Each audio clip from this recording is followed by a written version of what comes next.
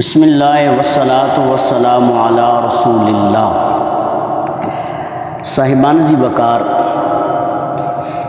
نماز کے لیے طہارت شرط ہے، اور طہارت میں سے بہت ہی اہم چیز وضو ہے۔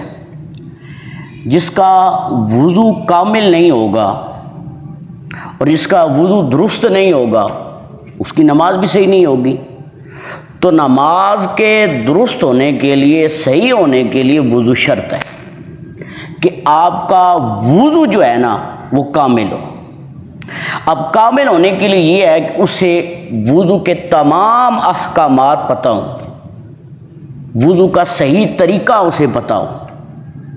اگر اسے وضو کا طریقہ صحیح نہیں پتہ، وضو کے فرائض نہیں پتہ، وضو کی سنتیں پتہ نہیں ہیں اور وضو کے مستحبات کے بارے میں اسے پتہ نہیں ہے تو پھر اس کا وضو کامل نہیں ہوگا۔ اب سب سے پہلے ہم وضو کے فرائض کی بات کرتے ہیں۔ تو جب ہم وضو کے فرائض کی بات کرتے ہیں تو وضو کے فرائض جو ہیں، جو وضو کے ارکان ہیں وہی فرائض ہیں، وہ 4 ہیں۔ یہ ذہن کے اندر بٹھا لیجئے، وضو کے فرائض 4 ہیں۔ سب سے پہلے دونوں ہاتھوں کو کونیوں تک دھونا، یہ فرض ہے۔ اگر آپ چھوڑ دیتے ہیں وضو کرتے ہوئے، دونوں ہاتھوں کو چھوڑ دیتے ہیں، کونیوں کو چھوڑ دیتے ہیں تو آپ نے فرض کو چھوڑ دیا ہے، تو آپ کا وضو کامل نہیں ہوگا۔ پھر چہرے کو دھونا ہے، یہ جہاں سے یہ جگہ پیشانی جہاں آپ کی جو شروع ہو رہی ہے یہاں سے لے کر تھوڑی تک، اور ایک کان کی لو سے لے کر دوسری کان کی لو تک، یہاں اس چہرے کو دھونا یہ فرض ہے۔